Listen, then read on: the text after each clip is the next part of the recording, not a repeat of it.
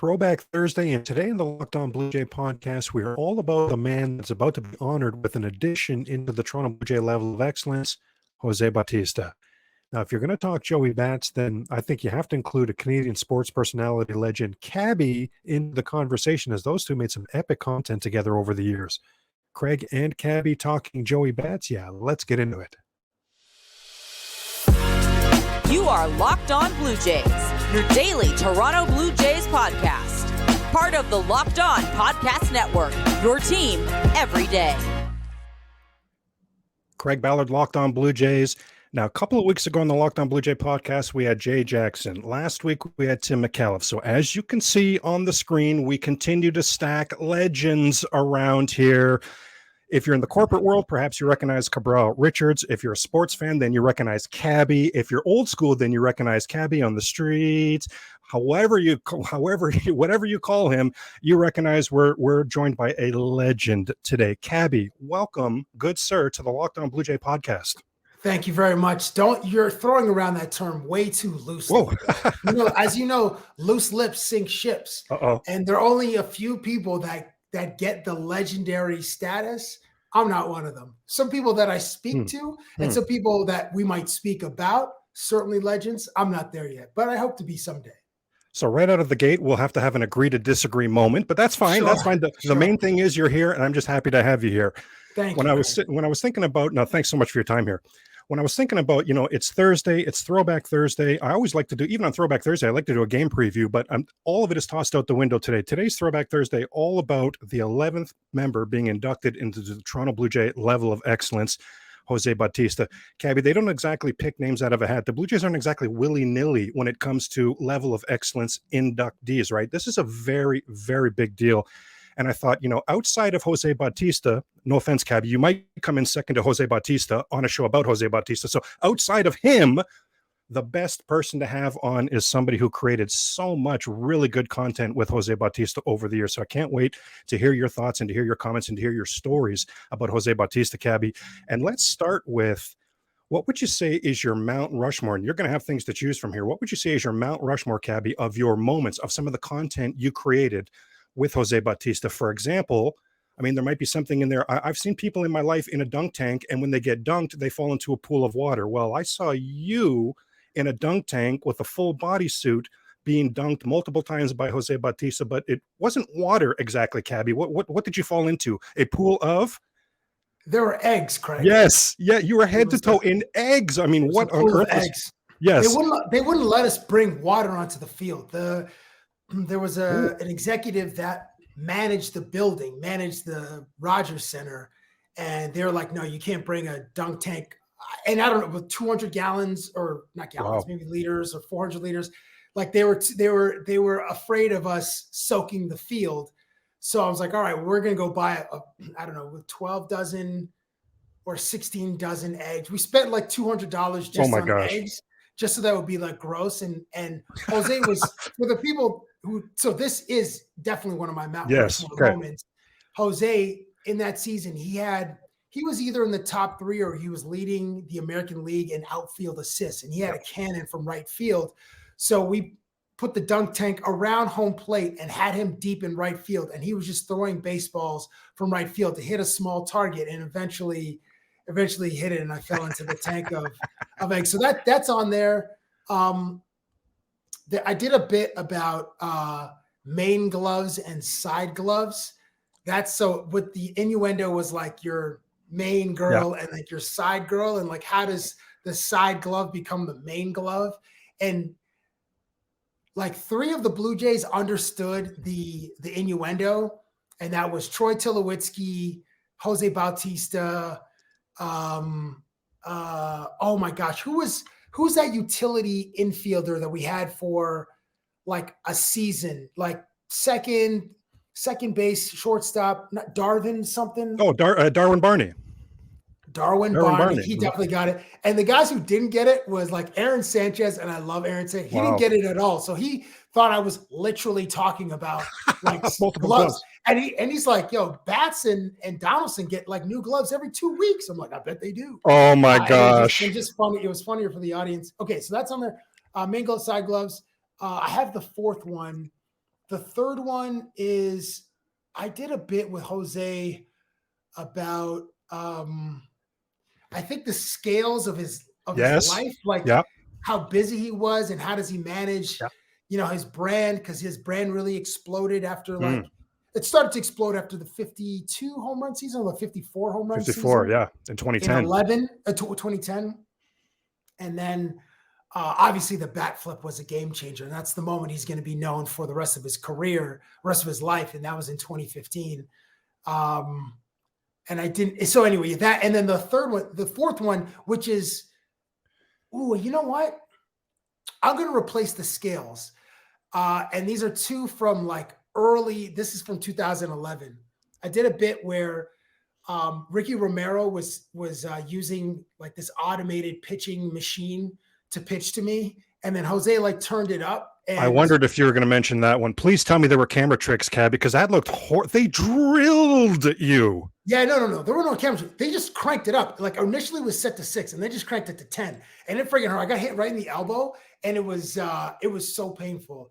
And then the fourth one was, I cannot believe that you're not that there was no camera tricks there, Cabby. They drilled you with that from up close too. The pitching machine wasn't back at the pitcher's mound. It was practically right in front of you. It was, well, it's not that. When you stand in the box, you realize how close these pitchers are. I mean, but it is 60 feet, 60 inches from rubber to plate. But some of these dudes, imagine being in the box with Randy Johnson. That guy was 6'11". He was releasing the ball at 55 feet away from you, coming in at 97 with movement. It's just disgusting.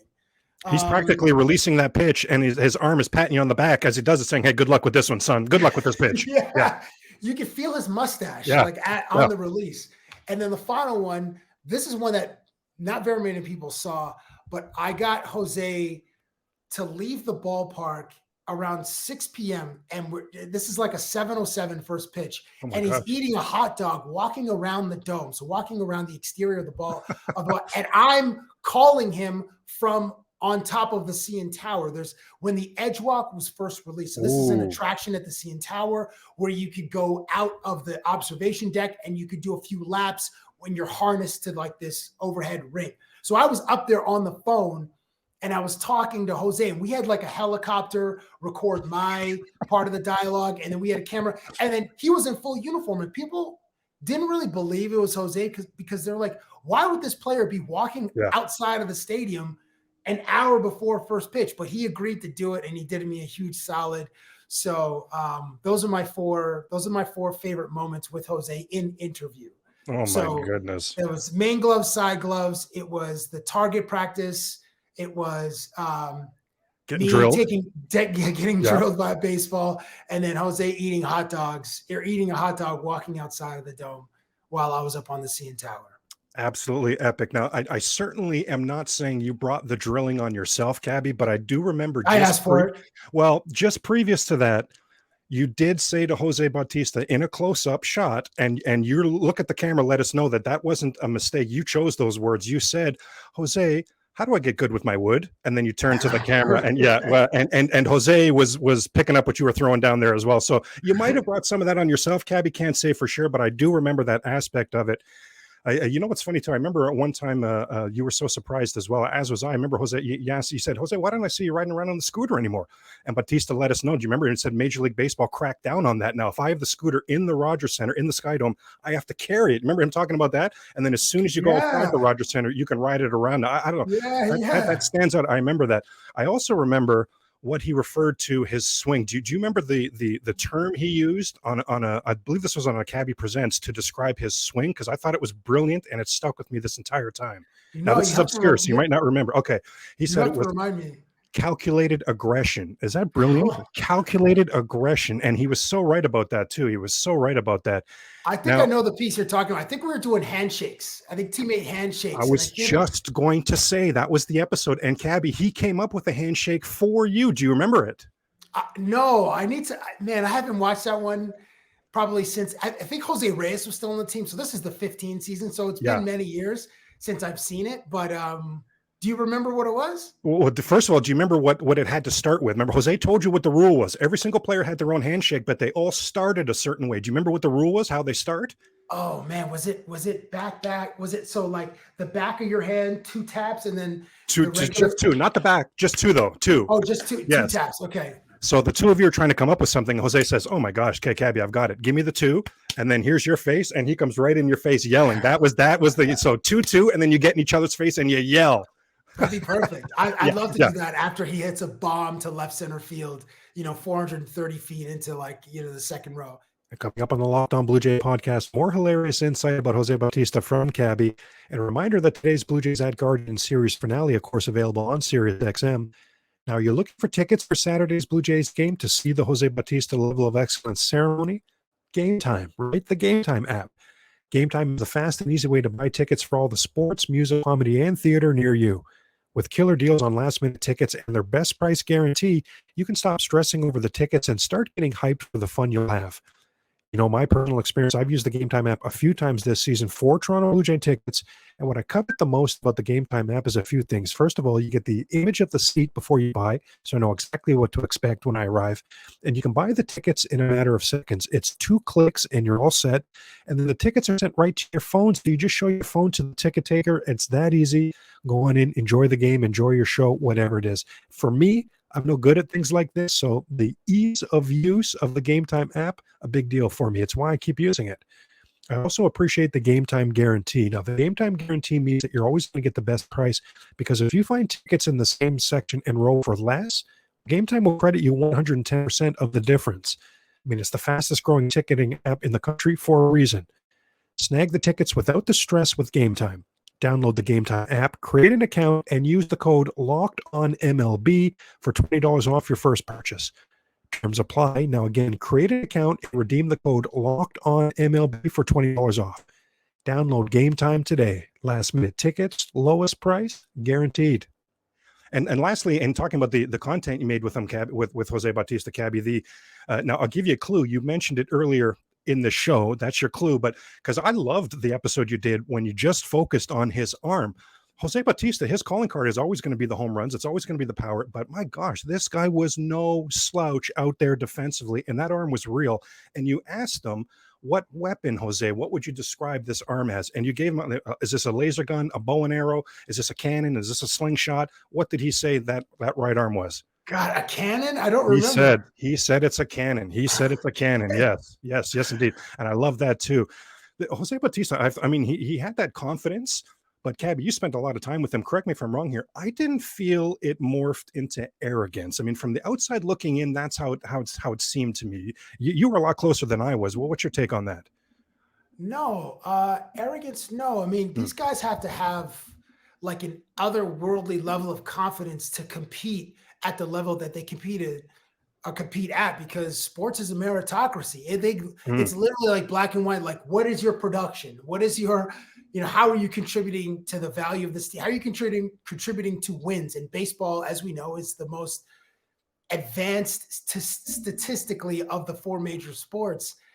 So, I mean, I thought Jose was kind of unfairly treated at times. Wow. And, around the time that he was like renegotiating a contract, it was floated out there, not by his camp, that he wanted like $30 million a season for 5 years. And that wasn't even the number that his camp started with. But that's, when we hear reports of reported contracts, like I always question, well, who leaked this information to a Woj or a Shams or a Schefter or a Rappaport or a Jeff Passan? Like, is it the agent or is it the team? And then who's trying to get out in front? And then who's trying to get in front of the story? And then they're trying to get a temperature check of like how the fans or the public will react to this giant number. And, towards the end of his time with Toronto, the production starts to slow down a little bit. This guy's battling turf toe seemingly every year. This guy was like, he gave his heart and soul to the team. And it was one of the, obviously but Toronto is recognizing his excellence because of the time he spent with Toronto, the moments that he created for the team. But I thought, man, towards the end, he was just unfairly treated by the fans and the media, and then organization too. They're a part of that as well. Very interesting. You really gave me a deja vu there. I hadn't thought about that in a while. I do remember that. This was all around spring training, if I remember correctly, Cabbie. And he had to actually hold court Yes. in like a, Yeah. like an impromptu press conference to squash some of this. Hey, some of this is out there. My gosh, let's set some things straight here. Absolutely not. Absolutely. I do remember some of that. I'd forgotten all about that, Cabbie. That's interesting. And for me, I mean, I know you're going to say, no, Craig, you're being too kind here. But when you talk about greatness is measured over time, that's you, Cabbie. You've been doing this so well for so long. For me, that describes Jose Bautista. You look at that 2010 and that 2011. Now, first of all, Cabbie, let's acknowledge in 2004, this guy, Jose Bautista, was on 5 different major league rosters in 2004, not in 5 systems, on 5 rosters. Like this guy had all kinds of teams have him in-house. And it was only Cito Gaston at the end of 2009 that they did whatever they did, and they unlocked the beast. They unlocked this stuff in Jose Bautista. Like he had 59 home runs the 6 previous years combined going into that 2010 when he hits 54. I mean, it almost came out of nowhere.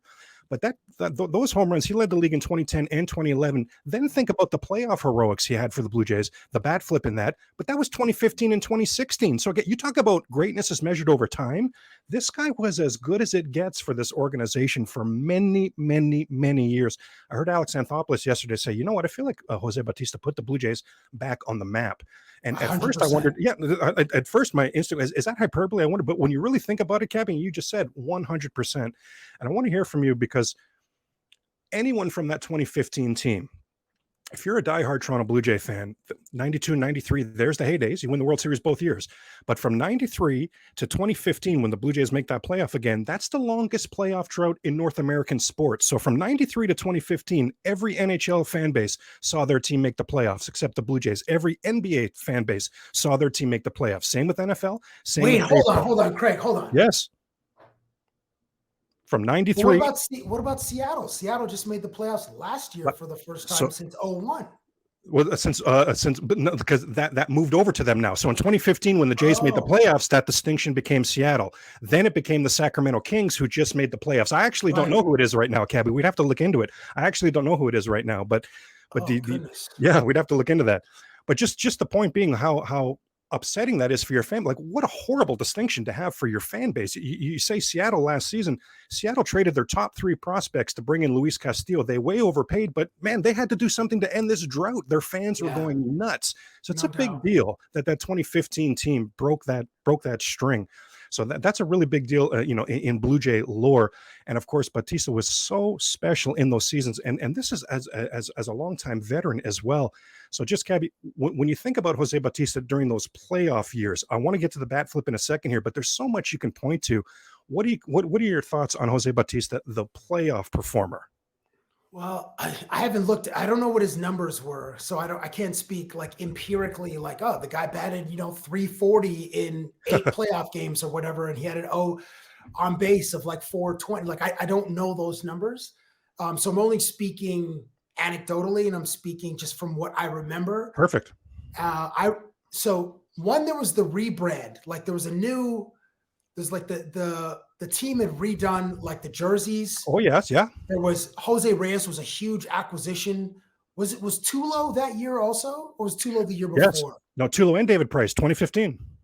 Tulo and David Price was amazing. Like for I don't know, 4 months, 3 months. Yep. Before he did. Couple months. Yep. So it was just a convergence of like great talent in the city, and then there was just a lot of energy, and I remember at that time, like there were groups of like the Dome was a spot to be. It became a place to be seen. Wow. Summer in Toronto was always hot, and there were just more groups of young people going to Jays games. It became a thing because the team was performing, and there were some young, Sanchez and Stroman were like roommates, and they were like the young gunners, and Bautista were just smashing home runs all over the place.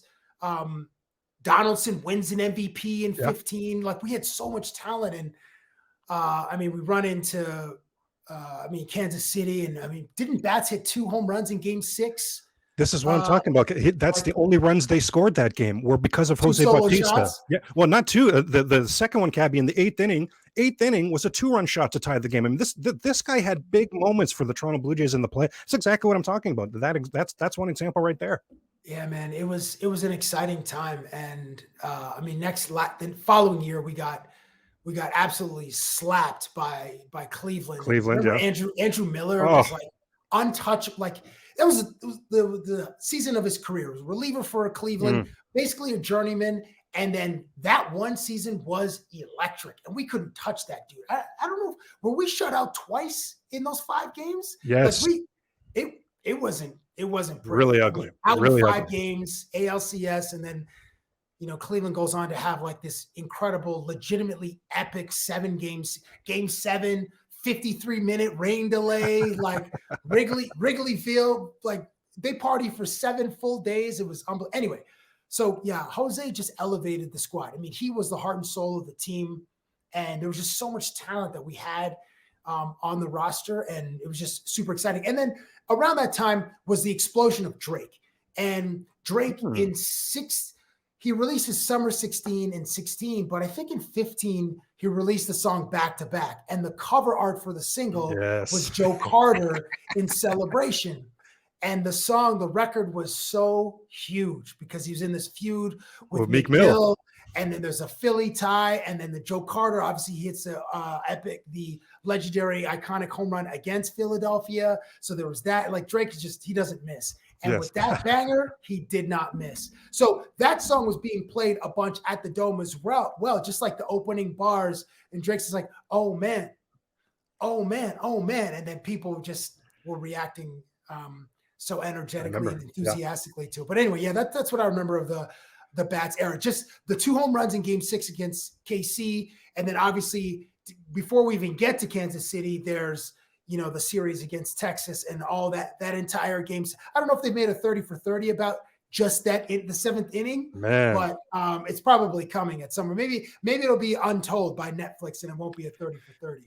That entire series, Cabbie, was drama. Remember, that was Texas came into Toronto. That was a 5-game series, and Texas came into Toronto and unceremoniously slapped the Jays around the first 2 games. The Jays were on a plane to Texas for games 3 and 4, down 2-0. They take game 3. They take game 4, come back to Toronto. And Cabbie, that was the game too. Remember the inning before Russell Martin was returning the ball to Aaron Sanchez, I think, on the mound, and it hit the batter's bat and ricocheted down third base. That's how Texas took the lead. Like, are you kidding me with these things that are happening right now? But that bad flip, so it was so important, that bad flip as well. I mean, it wasn't just fun and exciting. It was important. It was a crucial bad flip. So, Cabbie, let's finish with the bad flip, Lynn. Where were you? What's your bad flip story? We're in 2023. In the last, we'll call it this century, how many where were you moments do you remember in sports? I remember LeBron's decision. That's a where were you moment. Yeah. That one shook the entire sports world. Because we're Canadians and I was living in Toronto at the time, you live in and around Toronto, there's the bat flip. There's obviously like when Woj announces that the NBA shuts down the league because indefinitely, like when we hear Rudy Gobert touches some microphones on March the 9th, March 11th, the league shuts down. Jam Like, done, that was a where were you moment. I'm going to say Messi versus Mbappe in the World Cup. The gold medal game was insanity. Like that's a word. So for this moment, the bat flip game, I was inside the Dome. I was in a suite. Salute to the homies at Nike. And my friend Nigel and I were watching the game. And since we were at the game, we were watching the flight of the ball. We didn't even know that there was a bat flip until hours later when people were either, yo, did you see the bat flip? Like, what do you mean? Like everybody in the stadium, you hear the crack, boom. You're watching the flight of the ball to see if it clears the fence. It's absolute bedlam inside of the Dome. And we probably jumped up and down, each one of us 80 to 90 times. I was completely gassed. I was totally out of energy. I had to somebody had to get like a defibrillator to bring me back to life, pour some tequila down my throat. And it was like getting the, not an EpiPen, but it's like getting the shot of adrenaline, like in Pulp Fiction. I know that's a dated reference, but I was there. I was at the game. And it was just incredible. Just incredible.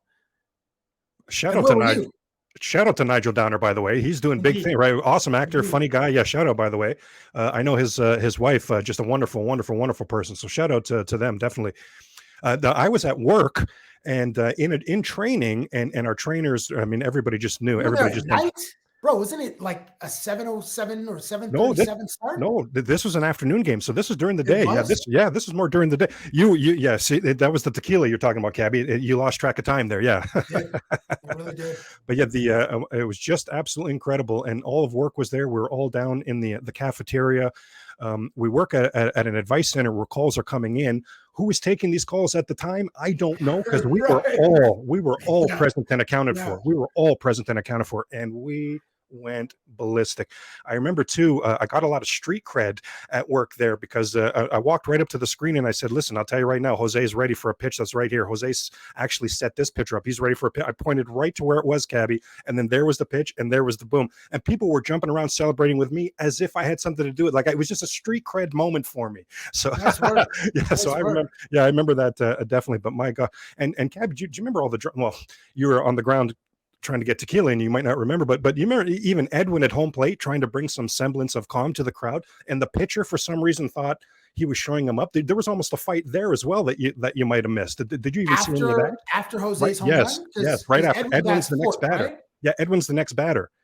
The whole place is going. Yeah, so you wouldn't. Yeah, I remember that inning was like 53 minutes. Like fans were throwing beer and stuff on the field, and that's just we're not really about that in Toronto, but we were that day. Like we can't, like, hey, the video evidence, like, people were going in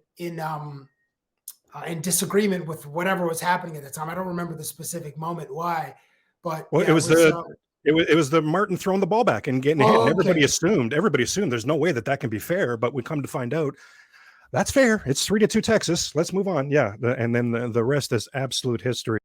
I really looked forward to this. I thought it would be a lot of fun. It was even better than I thought it would be. I really thank you for your time. You have so many fans out there right now. So we've got your Twitter handle on the screen, of course, here, if they're not following you already. But where can they see your really your edutaining? Edutaining. That's what I would say, right? Educational and entertaining. Where can they see that from you going forward?